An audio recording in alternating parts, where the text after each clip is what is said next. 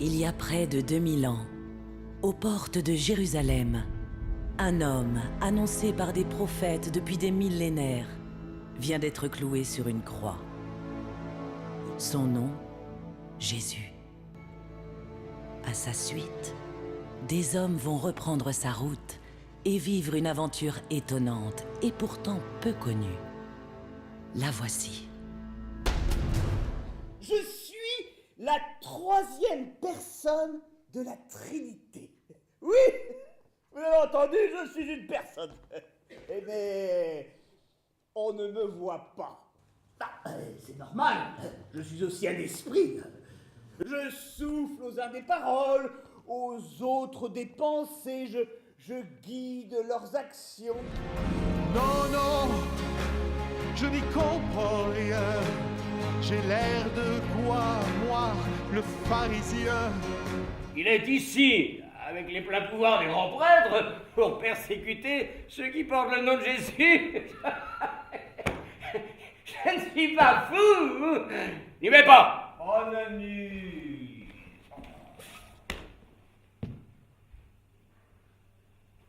Adani. Je ne suis pas là. Je joue 3 rôles.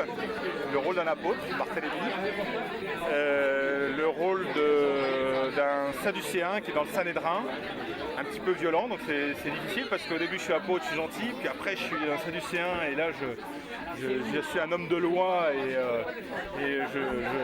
je veux mettre à mort et à bas tous ces hommes qui vendent ce Jésus merveilleux. Un matin, qui de son arbre a vu Jésus, donna la moitié de ses biens, car en le voyant, il a cru.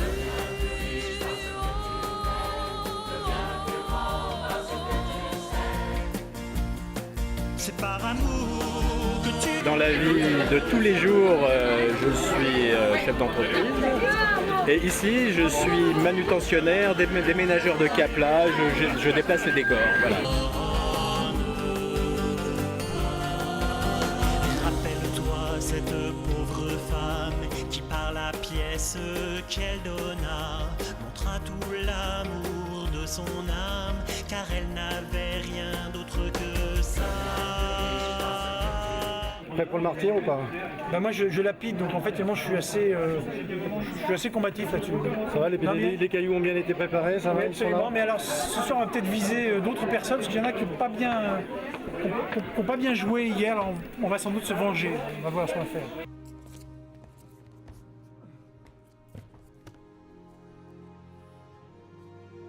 Dans ce projet, c'est cette alchimie qui s'est bien réalisée entre les professionnels qui ont accepté d'encadrer des amateurs et les amateurs qui ont accepté d'être hissés à un niveau en fait quasi professionnel. C'est deux choses qui ont bien fonctionné. Le meilleur souvenir, ça a été quand on a eu une grosse panne de son, et qu'on s'est retrouvés tous à chanter a cappella. Et que le son a redémarré, qu'on était tous dans le tempo et qu'on avait une telle énergie que le public a chanté avec nous et ça a été un miracle. Ouais, très bien. C'est toi qui as employé le mot. Oui. C'est vrai. Une pépite. Non, c'est vrai que c'était assez étonnant. C'était miraculeux. C'était, oui. Qu'on retombe sur nos pieds, à ce moment-là, c'était miraculeux. Est-ce que je pensais ça allait marcher comme ça, qu'on allait avoir du monde, que les gens seraient touchés, que bien évidemment que non. D'abord ce serait très prétentieux. Et ensuite depuis le départ, je crois que vraiment ce qui nous a animés, c'est d'être guidés par l'Esprit Saint. Et si les salles sont pleines, si les gens sont touchés, c'est que l'Esprit Saint est à l'œuvre. Il est beau de voir venir les porteurs de bonnes nouvelles, qu'il est bon d'accueillir une parole qui donne des ailes. C'est pour ça que je dis, lève-toi,